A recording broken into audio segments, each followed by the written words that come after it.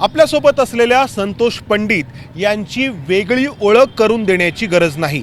पुण्याच्या नागरी समस्या संतोष पंडित यूट्यूबच्या माध्यमातून सोशल मीडियातील प्लॅटफॉर्मच्या माध्यमातून मांडताना आपण सगळे पाहतो।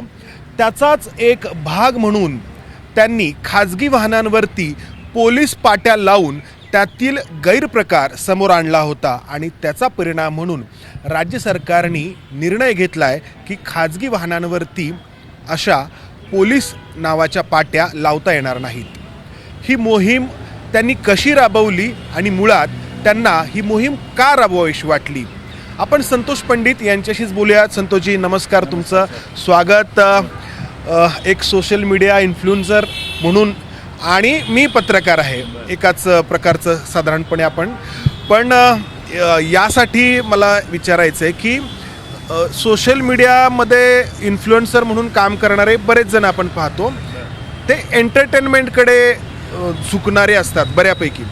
तुम्ही नागरी समस्या सोडवत आहात आणि या सोशल मीडियाची एक ताकद या माध्यमातून सिद्ध होतीये। सर्वात प्रथम लोक काय करतात की सोशल मीडियावर फक्त हॅपी दिवाळी हॅपी दसरासाठी सोशल मीडियाचा वापर करतात। तर सगळ्यात महत्त्वाचं म्हणजे माझं स्वतःचं असं म्हणणं आहे की समाजामध्ये अनेक समस्या आहेत, बरोबर आहे, की ज्याच्याकडं पोलीस प्रशासन असो किंवा सरकारी कर्मचारी असो याच्याकडे दुर्लक्ष करतात। तर माझं असं सगळ्यात जनतेला असं म्हणणं आहे की जे जे मुद्दे आणि ज्या ज्या अडचणी आपल्याला दैनंदिन जीवनामध्ये आढळतात त्याचा एक तरी मुद्दा आपण आपल्या सोशल मीडियाचा वापर करून त्याच्यावर मुद्दा मांडला पाहिजे।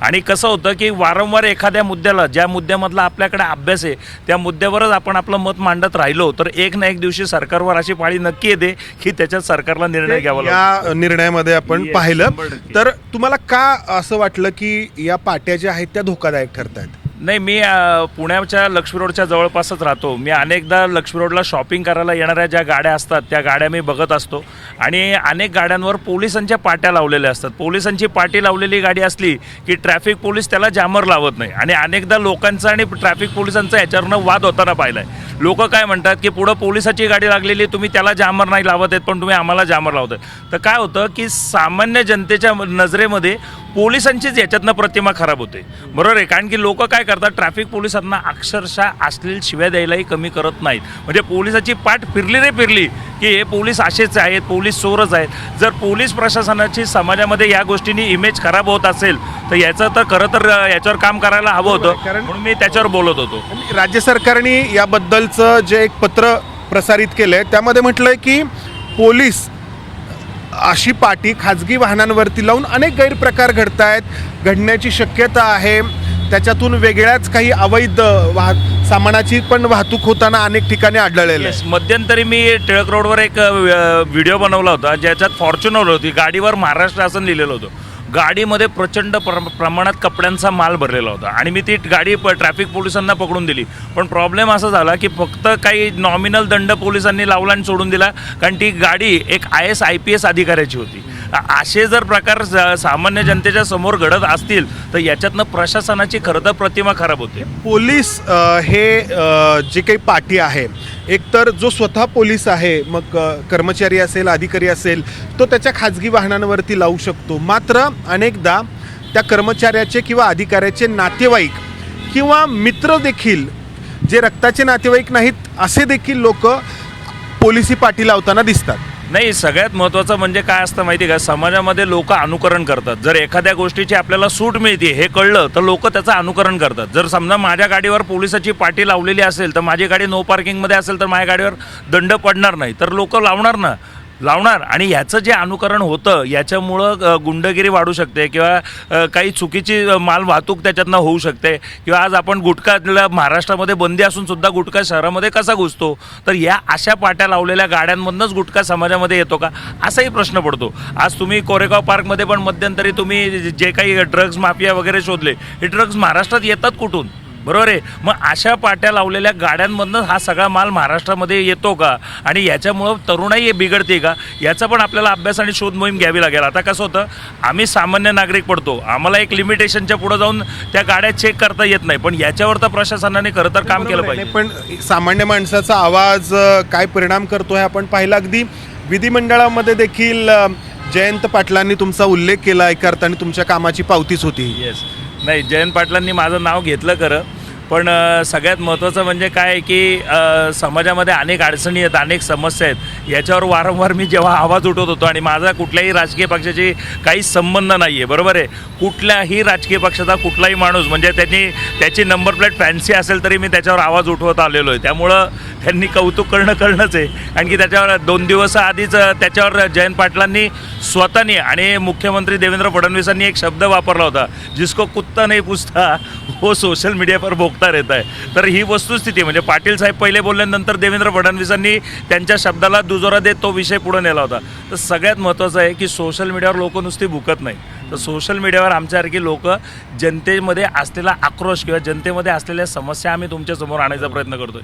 म्हणजे अगदी पुण्यातले रस्ते, खड्डे, लोकांच्या पुनर्विकासाचे मुद्दे असतील, सोसायट्यांच्या, किंवा खूप सगळे असे मुद्दे आहेत की जे या सगळ्या माध्यमातून पुढं आलेले आहेत. आता हे आणताना तुम्हाला अनुभव काय काय येतात त्याबद्दल सांगा. अनेक समस्या येतात, अनेक अडचणी येतात आणि अनेक वेळा लोक मला शिवीगाळही करतात. पण ज्या शिव्या ते देतात त्या शिव्या मी पहिले स्वतःला देऊन घेतो. आणि अनेक व्हिडिओमध्ये पण तुम्ही मला बघितलं असेल की मी स्वतःलाच कानफाडातही मारून घेतो. म्हणजे तुम्ही मला शिव्या देणार आहे तर मी स्वतःलाच शिव्या देऊन घेतो. हो मी नालायक आहे, हो मी हरामखोर आहे, हो मी वाडकाव आहे, काय तुम्हाला मला शिव्या द्यायच्या त्या द्या. या व्यतिरिक्त तुम्ही मला मारणार आहे का, तर मी स्वतःलाच मारून घेतो. याच्या पुढं काय. तर बेसिक काय आहे, ज्या समस्या आहेत आणि ज्या अडचणी आहेत त्या सोडवायच्या आहेत. तुम्ही मारामाऱ्या आणि शिव्या देऊन त्याच्यातनं काय निष्पन्न होणार आहे. मारामाऱ्या शिव्या देण्यापेक्षा जर एखादा माणूस समाजामध्ये पुढे येऊन बोलतोय तर त्याला विश्वासात घ्या आणि काम करा.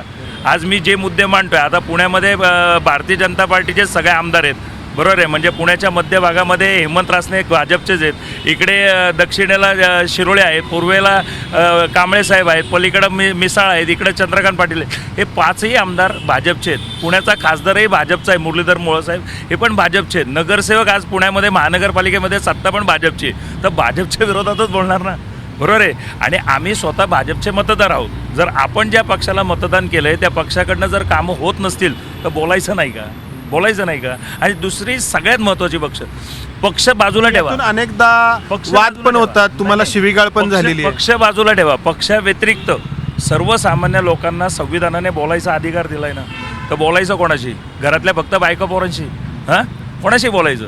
आणि बोलायला पहिल्यांदा सर्वसामान्य लोकांना जर सोशल मीडियासारखा प्लॅटफॉर्म मिळाला आहे तर सामान्य जनतेने तिथं आपले आवाज उठवला पाहिजे. ज्या गोष्टी आपल्याला खटकतात, ज्या गोष्टींच्या चुकीच्या गोष्टी आपल्याला निदर्शनास येतात, देशातल्या प्रत्येक नागरिकांनी सोशल मीडियाचा वापर करून या एक्सपोज करण्यासाठी पुढाकार घेतला पाहिजे, असं माझं स्पष्ट म्हणणं आहे. नाही, हा जो तुमचा प्रवास आहे तर त्याची सुरुवात कशी झाली. मला वाटतं वैचारिक किडा नावाचं पहिल्यांदा तुमचं यूट्यूब चॅनल होतं, ते कसं डेव्हलप होत गेलं आणि कधी तुम्ही सुरू. चॅनल माझं नव्हतं. वैचारिक किडा हे चॅनल एका दुसऱ्या व्यक्तीचं होतं. पण 2020मध्ये जी लोक आर्थिक अडचणीत आली, लॉकडाऊनच्या पिरियडमध्ये बरीच लोक आर्थिक अडचणीत आली, तर त्याच्यावर मी काम करत होतो. मी सोशल मीडियावर माझा फेसबुक अकाउंट होतं किंवा माझं इंस्टाग्राम अकाउंट होतं, त्याच्यावर मी अनेक लोकांना मी म्हणत होतो कोणी लोक आर्थिक अडचणीत असतील तर त्यांनी संपर्क करा. तर जी लोक मानसिक डिस्टर्ब होती तर त्यांच्यावर मी काम करत होतो. मी आत्तापर्यंत 28,000 ते 30,000 लोकांना आर्थिक अडचणीतून बाहेर येण्यासाठी काम केलं आहे. आणि जवळपास 1600 ते 1700 लोकांना मी आत्महत्या करण्यापासून वाचवलं आहे. म्हणजे मी असं काही मला त्याचं प्रपोगंडा नाही करायचा, पण आज समाजामध्ये एवढ्या 1 to 1 लोकांना भेटणं आणि त्यांच्याशी बोलून त्यांची मानसिकता बदलून त्यांना परत ट्रॅकवर आणणं, हे जे मी काम करत आलो आणि ज्यांनी ते काम अनुभवलं ती लोक माझे फॉलोअर्स झाले. आज तुम्ही या चॅनलपर्यंतचा प्रवास कसा झाला. नाही, 2022-23मध्ये कसं होतं की वैचारिक किडा हे चॅनल काही माझं नव्हतं, बरोबर आहे. आणि त्यानंतर कसं होतं की प्रत्येक वेळेस कुठल्या तरी चॅनलकडं आपण जाण्यापेक्षा माझा मुलगा मला म्हटला की पप्पा आपण दुसऱ्याकडे जाण्यापेक्षा आपण आपलं स्वतःचं यूट्यूब चॅनल चालू करून त्याच्यातनं आपण पुढे जाऊ. तुमचं शिक्षण काय झालंय, म्हणजे इकडे तुम्ही कसे वळालात यासाठी. माझं शिक्षण फक्त 8वी आहे. माझं शिक्षण 8वी आहे. माझा मुलगा आता BCom करतोय. तो अजून लहान आहे, FYलाच आहे. पण त्याला टेक्निकली कळतं. आता ही पुढची जनरेशन जेनझी जे म्हणतात ते टेक्निकली हुशार आहे, तर त्याच्यावर काम करतात. पण या व्यतिरिक्त 1996 ते 2003 मी स्वतः व्हिडिओ शूटिंग, फोटोग्राफी करायचो. मी पुणे दर्शन जे पहिले केबलवर चालायचं तर त्याच्यातही मी त्यांच्याबरोबर काम केलेलं आहे. आणि त्यानंतर आपले ZTVचं काम करायचे जे सतीश कामत असतील किंवा पंकज खेळकर असतील, तर असे मीडियामध्ये काम केलेल्या लोकांबरोबर पण मी मीडियाचा अनुभव होता. त्यामुळे shooting camera- camera basics camera माहिती होतं. हां कॅमेरा एडिटिंग ह्या सगळ्या गोष्टी मला माहिती होत्या. 22ला हे चॅनल तुमचं सुरू झालं. येस 2022ला मी हे चॅनल चालू केलं, पण 2000 सुरुवातीला जेव्हा सुरू केलं चॅनल तेव्हा काही डोक्यामध्ये होतं का की असंच या चॅनलचं स्वरूप राहील, याच समस्या आपल्याला मांडायच्यात? नाही हे असं काही डोक्यात असं नव्हतं, पण मी 2003 पासनं मी ट्रॅव्हलिंगच्या व्यवसायामध्ये होतो, तर माझ्या गाड्या सतत रस्त्यावर फिरायच्या. रस्त्यावरनं अनेक समस्या आणि अनेक गोष्टी मला माहिती होत्या. तर आमच्या टुरिस्ट व्हेकल असून सुद्धा सरकारी कर्मचारी अधिकारी आमच्या गाड्या भाड्याने नाही घ्यायच्या, पण ते प्रायव्हेट गाड्या भाड्याने घ्यायचे. पण आता कसं आहे की आपण टॅक्सेस भरतोय टुरिस्टचे, पण आमच्या गाड्या भाड्याने घेतल्या नाहीत. तर त्याच्यामुळं त्याच्या मागचे काय प्रॉब्लेम्स आहेत आणि काय काय त्याच्यातनं गोष्टी घडतात याचा अभ्यास माझा भरपूर झाला त्याच्यातनं. त्याच्यामुळं याचा फायदा मला इथे झाला आत्ता हे काम करत असताना. की एकतर व्हिडिओ शूटिंग फोटोग्राफी करायचा माझ्याकडे अनुभव होता, प्लस ट्रॅव्हलिंगचा व्यवसाय करत असल्याकारणाने अनेक लोक संपर्कात आली आणि कुठं कुठं काय काय चालतं मी म्हणजे खूप गोष्टी माहिती आहेत. फक्त अजूनपर्यंत तर मी ही सुरुवात आहे. अजून बघा मी काय काय काय काय गोष्टी नजर विचक्षण असेल तर दिसतं आपल्याला की बाबा हे सरळ दिसतंय, पण तसं काही नाहीये, काहीतरी त्याच्या पाठीमागे आहे. आत्तापर्यंतचा हा 22 ते 26 मला वाटतं 4 वर्षांचा काय अनुभव आहे या सगळ्याचा सोशल मीडियाचा तुमच्या? सगळ्यात महत्त्वाचं म्हणजे की मी हे जे काम करतो याच्यात मला जनतेचा खूप चांगला प्रतिसाद आहे. जनता मला दर महिन्याला काही ना काहीतरी, महिन्याला एक 50-100 रुपये मला दर महिना काहीतरी मदत करत असते.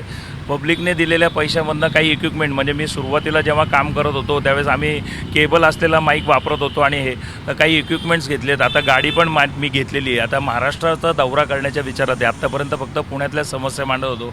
लोकांनी महाराष्ट्रातनं मला प्रेम दिलेलं आहे, तर महाराष्ट्रातल्या अनेक आजूबाजूच्या शहरांमध्ये आपण फिरणार आहोत आणि महाराष्ट्रातल्या जनतेच्या समस्या मांडायला आता मी सुरुवात करणार आहे. छान, धन्यवाद. Okay, thank you sir. तर सोशल मीडियाचा उपयोग सकारात्मक पद्धतीनं कसा करता येऊ शकतो याचं संतोष पंडित हे उदाहरण आहे. खरं तर संतोष पंडित यांची मांडणी अनेकांना पटत नाही, ती अति आक्रमक वाटते, त्यातून अनेकदा वाद देखील निर्माण होतात. मात्र त्या समस्येची तीव्रता लक्षात यावी यासाठीचा संतोष पंडित यांचा तो प्रयत्न असतो. अनेकांना त्याबद्दल आक्षेप असू शकतील, मात्र त्यामुळं तो मुद्दा हायलाईट होतो हे देखील विसरून चालणार नाही. खाजगी वाहनांवरती पोलीस अशी पाटी मिरवणं त्याचाच एक भाग होता आणि अखेर सरकारला निर्णय घ्यावा लागला. संतोष पंडित यांना त्यांच्या पुढच्या वाटचालीसाठी शुभेच्छा. कॅमेरामन विजय राऊत, समंदार गोंजारी, ABP माझा, पुणे.